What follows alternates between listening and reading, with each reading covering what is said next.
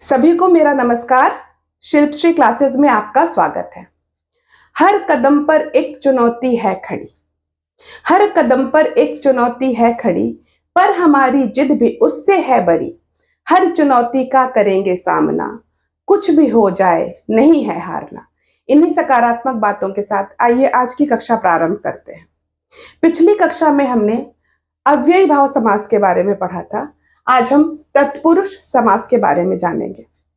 Short में देख लेते हैं अव्ययी भाव समास के बारे में हमने क्या पढ़ा था। अव्ययी भाव समास वह समास है जिसमें पहला पद प्रधान होता है, पहला पद अव्यय होता है। उपसर्ग जिसको कहते हैं आप आसानी से पहचान सकते हैं कि पहला पद जहां पे उपसर्ग है वहां पे अव्ययी भाव समास होगा। ठीक है, वहां पहले पद की प्रधानता होती है। उसके उदाहरण सहित हमने देखा था, समझा था।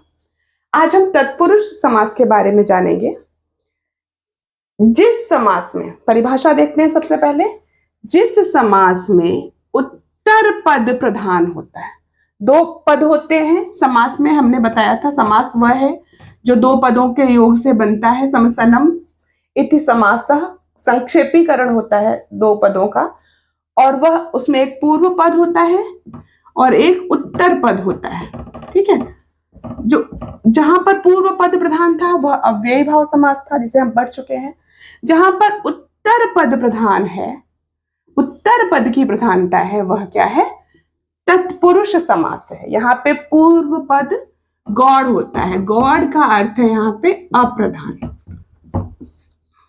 ठीक है, जहां जिस समास में पूर्व पद गौड़ यानी अप्रधान एवं उत्तर पद की प्रधानता होती है उसे तत्पुरुष समास कहा जाता है। ठीक है, अब यहाँ पे एक ध्यान देने योग्य बात है कि इस समास में पूर्व पद एवं उत्तर पद दो तरह के संबंध के आधार पर एक दूसरे से जुड़ सकते हैं। इस कक्षा में हम बहुत शॉर्ट में आपको तत्पुरुष समास नहीं पढ़ाने वाले, क्योंकि बहुत बच्चों को कंफ्यूजन होता है कि कर्मधारय क्या है, द्विगु क्या है, नई तत्पुरुष क्या है।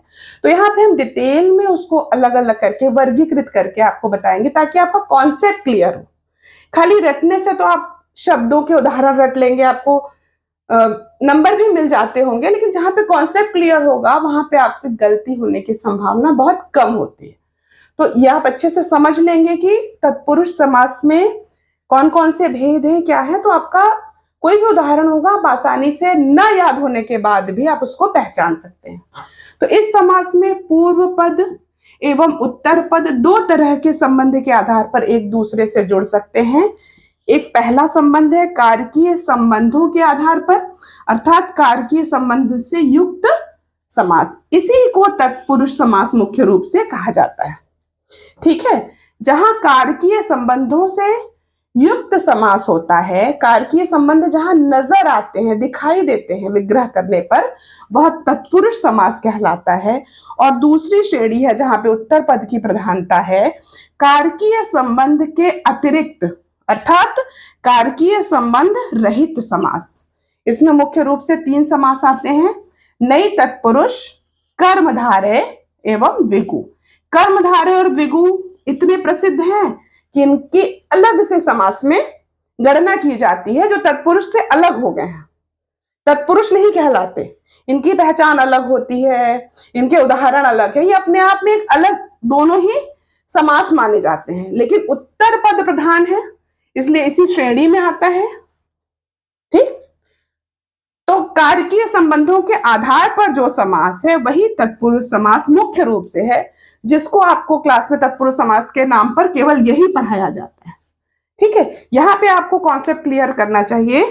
कारकीय संबंध के आधार पर एक तत्पुरुष समास है और दूसरा तत्पुरुष समास वह है जो कारकीय संबंध के अतिरिक्त अर्थात कारकीय संबंध से रहित समास है, वो भी उत्तर पद प्रधान होने से तत्पुरुष की ही श्रेणी में आता है, लेकिन तत्पुरुष है नहीं। नई तत्पुरुष को आप तत्पुरुष समास का अंग कह सकते हैं, लेकिन कर्मधारय और द्विगु ये दोनों स्वतंत्र समास हैं, उत्तर पद प्रधान है, लेकिन इन दोनों में भी।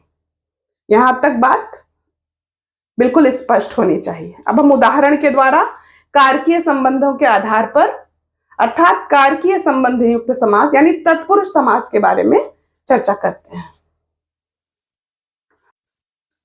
तो जो यह तत्पुरुष समास कारकीय संबंध युक्त है, यही मुख्य रूप से तत्पुरुष समास कहलाता है, जिसके 6 भेद माने गए हैं।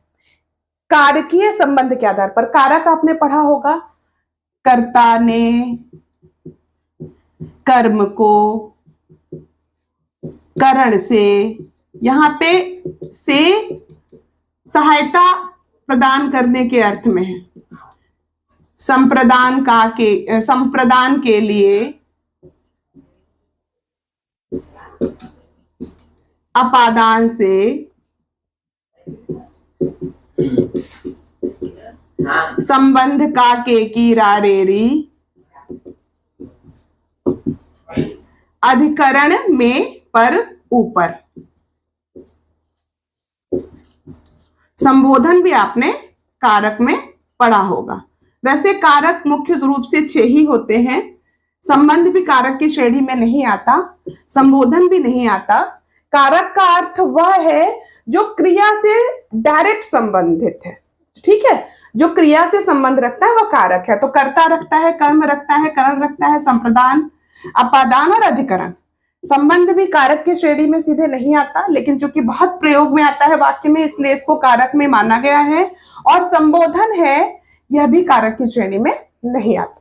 लेकिन यहां पर हम जो तत्पुरुष के भेद में पढ़ेंगे कारकीय संबंध से युक्त समास में, जिसमें कर्ता नहीं आएगा और संबोधन नहीं आएगा, ठीक है। कर्म तत्पुरुष समास पहला प्रयोग कहा जाएगा, दूसरा करण तत्पुरुष समास, तीसरा संप्रदान तत्पुरुष समास, चौथा अपादान तत्पुरुष समास, पांचवा संबंध तत्पुरुष समास और छठवां अधिकरण तत्पुरुष समास। एक एक को उदाहरण सहित हम समझेंगे, क्योंकि जब ये समास में परिवर्तित होते हैं तो इनका जो कारक चिन्ह है वो लुप्त हो जाता है, वो कारक चिन्ह नहीं दिखाई देता समस्त पद में। तो जब इसका विग्रह किया जाता है तब इसका कारक चिन्ह प्रकट होता है और उस आधार पर हम इसको पहचान पाते हैं कि ये कौन सा समास है। आप देखिए, पहला है कर्म तत्पुरुष समास, जिसका कारक चिन्ह है को। उदाहरण देखिए, जेब कतरा, इसका विग्रह करेंगे तो होगा जेब को कतरने वाला। विदेशगत, विदेश को जाने वाला। गगन चुंबी, गगन को चूमने वाला। यहां पे को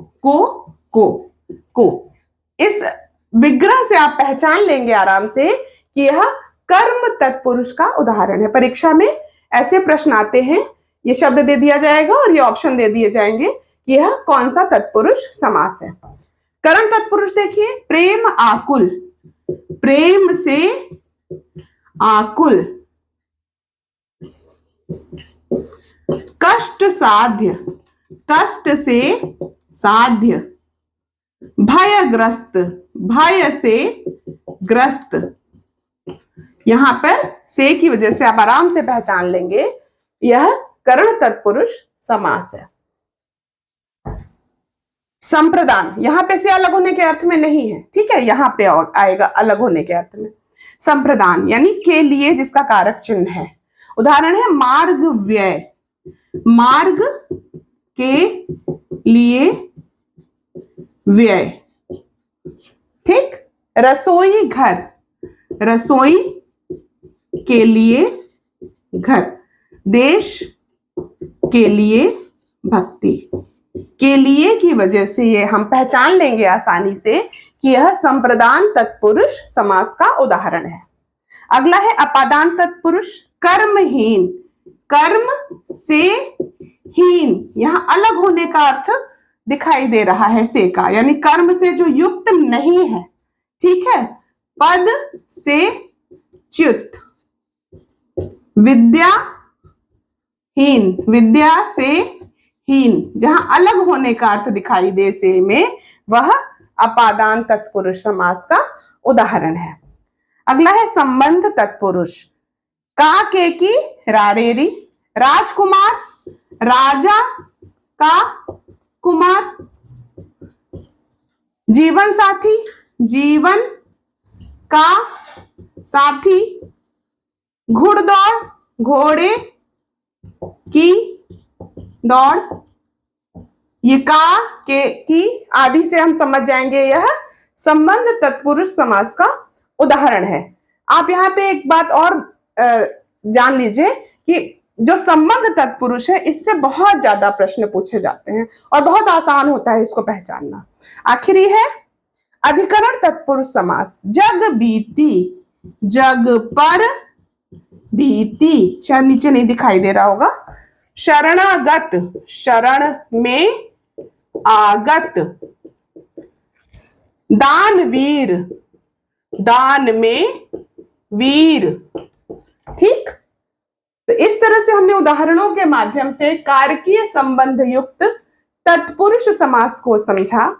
अगली कक्षा में हम कारकीय संबंध से अतिरिक्त जो तत्पुरुष समास है उसकी चर्चा करेंगे। तब तक के लिए बहुत बहुत धन्यवाद। यदि आपको मेरे यह वीडियो पसंद आया हो तो प्लीज लाइक, शेयर एवं सब्सक्राइब कीजिए। आपका दिन मंगलमय हो।